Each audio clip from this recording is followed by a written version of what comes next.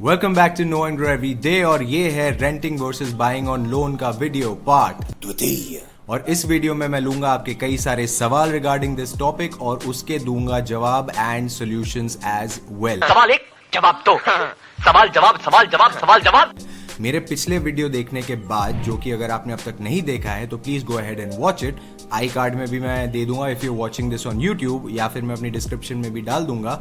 मुझे कई सारे सवाल आए फ्रॉम पीपल जो कि मुझे पूछ रहे थे कि उनकी सिचुएशन के हिसाब से उनके लिए क्या बेहतर होगा, रेंट करना या फिर लोन लेके घर को खरीद लेना। उन ज्यादातर सवालों के जवाब मैंने डीएम्स में ही दे दिए थे, बिकॉज हर इंसान की सिचुएशन अलग थी और उस सिचुएशन के हिसाब से उनके लिए एक्शनेबल एडवाइस भी अलग होगा। लेकिन इस वीडियो में मैं दो ब्रॉड कैटेगरी के सवाल एड्रेस करूंगा। तो अगर मन में कोई सवाल हो या शंका तो टेंशन मत लो, तुम्हारा भाई दोस्त फाइनेंशियल हमदम तुमको सब कुछ डिटेल में समझा देगा और एक ब्लूप्रिंट भी दूंगा कि आप कैसे प्लानिंग कर सकते हैं अपना खुद का घर बाय करने के लिए। So make sure that you watch this video till the end. So the first broad category of questions was कि क्या हम जिंदगी में कभी भी अपना घर नहीं ले पाएंगे, और दूसरा इस कैटेगरी में सवाल था कि क्या कब सेंस बनता है कि हम घर लोन पर बाय करें। तो इसके लिए मैं आपको बता देता हूं कि दो सिचुएशंस है when it makes a lot of sense for you to buy that property rather than rent it. Okay, so the first category is कि अगर आपके पास अगले 3, 4 या 5 सालों में ज्यादा पैसे आने वाले हैं तो फिर आप आज के डेट पे लोन ले सकते हैं।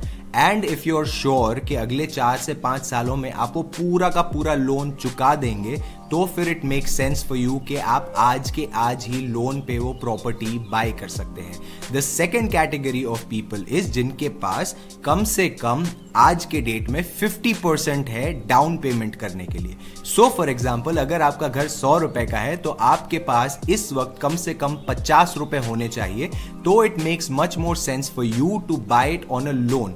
क्योंकि अगर आप 50% डाउन पेमेंट कर देते हैं तो फिर आपका जो ईएमआई का अमाउंट है एंड आपका जो रेंट का अमाउंट है वो काफी सिमिलर हो जाएगा। तो फिर आपको जरूरत नहीं होगी आपको अपना पैसा रेंट पे वेस्ट करने की। आप एग्जैक्ट सेम अमाउंट का ईएमआई भर के उस घर को अपना खुद का बना सकते हैं। अब कई सारे लोगों का मुझे ये भी सवाल आया था कि यार अभी तो नहीं है 50% डाउन पेमेंट करने के लिए, कि अगर 50 लाख का घर है भाई साहब तो अभी मेरे पास नहीं है 25 लाख, मेरे पास वही 20% डाउन पेमेंट अवेलेबल है 10 लाख रुपए की, तो मैं क्या करूं। तो टेंशन मत लो, भाई तुम्हारा उसका भी सोल्यूशन देगा।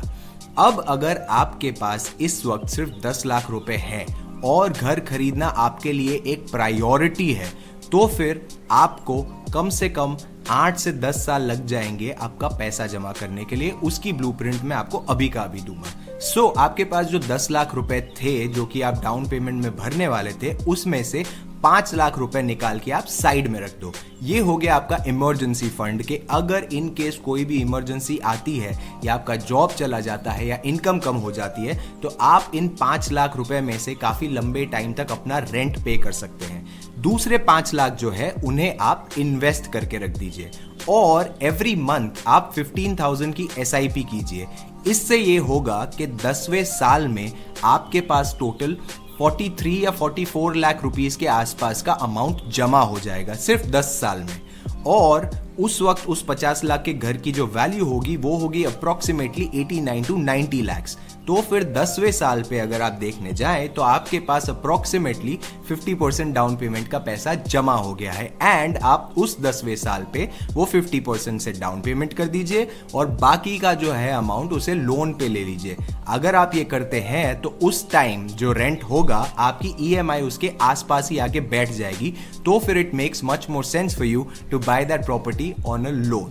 सो to sum this first point up, अगर आपके पास 50% है डाउन पेमेंट के लिए तो उस टाइम आप लोन पे घर ले सकते हैं, बिंदास ले सकते हैं और आपकी जो ईएमआई है वो आपके रेंट के आसपास ही आके बैठेगी।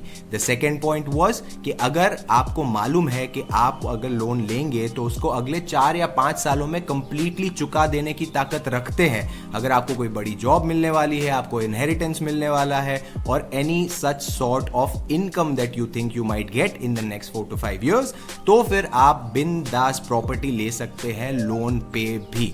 तो ये हो गया मेरा first broad category of questions. I hope इससे आपको आपका खुद का ब्लूप्रिंट मिल गया होगा कि आप अपना घर कब और कैसे ले सकते हैं, क्योंकि मैंने कैलकुलेशंस के साथ आपको बता दिया है कि आपको क्या करना है। The second broad category of questions was कि अगर मैं प्रॉपर्टी को इन्वेस्टमेंट के तरीके से लेना चाहूं तो फिर क्या मेरे लिए बेहतर होगा कि मैं प्रॉपर्टी को लोन पे ले लूं और उस पे ईएमआई भरूं, थिंकिंग कि मेरी जो वो ईएमआईज है वो मेरी इन्वेस्टमेंट की तरह ही जा रही है मेरी प्रॉपर्टी में। उसमें एक और सब सवाल ये था कि मुझे बैंक्स पे, स्टॉक मार्केट पे ज़्यादा विश्वास नहीं रहा है because of some past bad experiences, तो इसलिए मैं कोशिश करता हूं कि मैं ये अमाउंट डालूं एंड प्रॉपर्टी ही बाय कर लूं एज माय इन्वेस्टमेंट। तो let's address that one by one.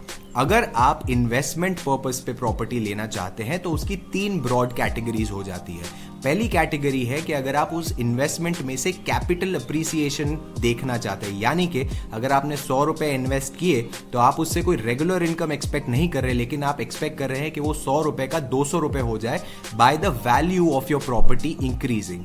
अगर आप कैपिटल अप्रिसिएशन चाहते हैं तो फिर you should go for buying land. आपको लैंड बाय करनी चाहिए rather than a commercial rather than a property और एन अपार्टमेंट। आप लैंड बाय करेंगे तो उसकी value year on year appreciate ही होती जाएगी because land is a limited quantity supply. Land धरती पे भाई साहब उतनी ही है, इसीलिए उसका प्राइस बढ़ते ही जाएगा आगे और आगे। नेक्स्ट सेकेंड कैटेगरी इज कि अगर आप उसमें से रेंटल इनकम कमाना चाहते हैं, यानी कि आपको उसमें से रेगुलर मंथली इनकम चाहिए और आपको चाहिए कि वो रेंट के फॉर्म में आपके पास आती रहनी चाहिए मंथ ऑन मंथ, तो फिर मैं आपको रेकमेंड करूंगा कि rather than going for a residential property you should go and buy a commercial property। अब कमर्शियल प्रॉपर्टी वो होती है जहां पे ऑफिसेज एंड शॉप्स रहती है। अब इसका जादू ऐसा है कि कमर्शियल प्रॉपर्टी का जो रेंटल यील्ड है वो काफ़ी हाई होता है, मतलब समवेयर बिटवीन 10 to 11% आपको एवरी ईयर उसमें से रेंटल यील्ड निकालने को मिलेगा। तो फिर रेंटल यील्ड के लिए अगर आप कमर्शियल प्रॉपर्टी लेते हैं तो उसमें इट कैन मेक सेंस कि आप सिर्फ 20% डाउन पेमेंट करके बाकी का अमाउंट लोन पे ले ले और आपको जितना रेंट मिलेगा उससे डायरेक्टली आपकी ईएमआई पे ऑफ होती रहेगी ऑटोमेटिक तरीके से। All you have to make sure is कि आपके पास एट ऑल टाइम्स कम से कम कोई टेनेंट हो, और इन केस कभी ऐसा टाइम आए कि आपकी शॉप या आपका ऑफिस खाली है तो आपके पास इतनी ताकत होनी चाहिए कि कम से कम 3 या 4 ईएमआई का आपके पास स्पेयर अमाउंट पड़ा हो सो दैट आप अपनी ईएमआई की डेट्स मिस ना करें। So the second was that if you want rental income from your property then you can go for commercial. You only have to pay 20 और 25% of the down payment of that property और बाकी आप loan पे ले सकते हैं। And जो आपकी रेंटल इनकम आएगी क्योंकि वो इतनी ज्यादा हाई होती है तो पूरी रेंटल इनकम डायरेक्टली आपका ईएमआई कवर करने में सक्षम रहेगी। तो थर्ड कैटेगरी इज कि अगर आपको रेसिडेंशियल प्रॉपर्टी ही लेनी है और उसमें से रेंटल इनकम ही कमानी है तो फिर I will go back to my first point कि that would make sense only and only अगर आप 50% डाउन पेमेंट कर दें उस प्रॉपर्टी का एंड उस प्रॉपर्टी को रेंट पे चढ़ा दे, तो फिर उस प्रॉपर्टी से जो आपको रेंटल इनकम आएगी आपके रेसिडेंशियल प्रॉपर्टी से वो एग्जैक्टली आपके ईएमआई के अमाउंट के आसपास ही होगी। तो that again can make take care of a continuous EMI payment और आपको सिर्फ और सिर्फ 50% डाउन पेमेंट कर देना है आपकी रेसिडेंशियल प्रॉपर्टी का। बाकी का जो आपको मंथली रेंट आएगा उससे सीधा सीधा आपकी ईएमआई की पेमेंट्स होती रहेगी। The second sub question was and the final question of this video was कि मुझे भरोसा नहीं है स्टॉक मार्केट पे, मुझे भरोसा नहीं है हमारी बैंक्स पे, इसलिए I prefer property which is a very safe investment and to a certain point I do agree with that. Property एक काफ़ी सेफ इन्वेस्टमेंट हो जाती है क्योंकि वो एक छत होती है। तो फिर उसके लिए मैं आपको सिर्फ और सिर्फ इतना रिकमेंडेशन देना चाहूँगा which is my personal opinion कि आपके इन्वेस्टमेंट पोर्टफोलियो में सिर्फ और सिर्फ एक टाइप का इंस्ट्रूमेंट नहीं होना चाहिए। You should not put your eggs in one basket, क्योंकि अगर वो बास्केट टूटा तो सारे के सारे अंडों की ऑमलेट या भुर्जी भी आप नहीं बना पाएंगे। इसलिए आपको हमेशा डाइवर्सिफिकेशन का ध्यान देना चाहिए। अगर आपको स्टॉक मार्केट में विश्वास नहीं है तो आप लॉन्ग टर्म के लिए गोल्ड में इन्वेस्ट कीजिए, आप गवर्नमेंट गिल्ड बॉन्ड्स के डेट फंड्स में इन्वेस्ट कीजिए, आप डायरेक्टली लंबी एफडी कर सकते हैं। There are a hell lot of options available for you even for the long term if you do not trust the stock market. एक और पॉइंट जो प्रॉपर्टी के लिए हमेशा खड़ा हो जाता है अगेंस्ट इट इज कि वो प्रॉपर्टी हाईली लिक्विड नहीं होती, यानी कि अगर आपको at any point of time immediately बहुत ज्यादा पैसों की जरूरत है तो आप वो अपनी प्रॉपर्टी मार्केट में बेचने के लिए डालेंगे तो बिकने में 6-7 महीने भी लग सकते हैं आराम से। लेकिन if you have some more liquid investments, liquidity का मतलब होता है ease of buying and selling, तो अगर आपके पास थोड़े और ऐसे लिक्विड इन्वेस्टमेंट्स होंगे अपने पोर्टफोलियो में और आपको पैसों की जरूरत है तो आप उन्हें बेच के अपने पैसों का जुगाड़ निकाल सकते हैं। So that was my video for today. I will quickly sum up all the points again. The first point is, क्या आपको लोन पे घर लेना चाहिए, हाँ या नहीं? आप वो घर लोन पे ले सकते हैं। नंबर 1, अगर आप अगले 4-5 साल में उस लोन को चुका देने वाले हैं, या फिर नंबर 2, आपके पास कम से कम 50% ऑफ द डाउन पेमेंट है, then it would make much more sense for you to buy that on a loan, because आपका जो EMI होगा वो रेंट के आसपास ही आएगा। The second broad question was कि इन्वेस्टमेंट के लिए हमें क्या लेना चाहिए। तो इन्वेस्टमेंट के लिए अगर आपको कैपिटल अप्रिसिएशन चाहिए then go for buying land. अगर आपको रेंटल इनकम चाहिए तो commercial property would be a much better idea, because उसकी रेंटल इनकम बहुत ज्यादा हाई होती है।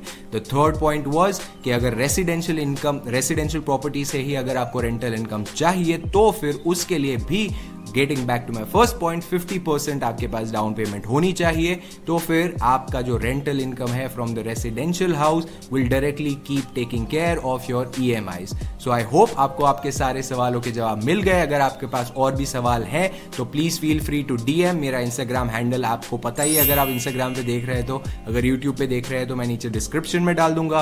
अगर आप यूट्यूब पे देख रहे हैं तो please like, share, follow and subscribe. Instagram पे भी same, Ctrl+C Ctrl+V। And thank you so much for your support and keep questioning me, keep commenting and keep sharing, and I'll see you in the next video.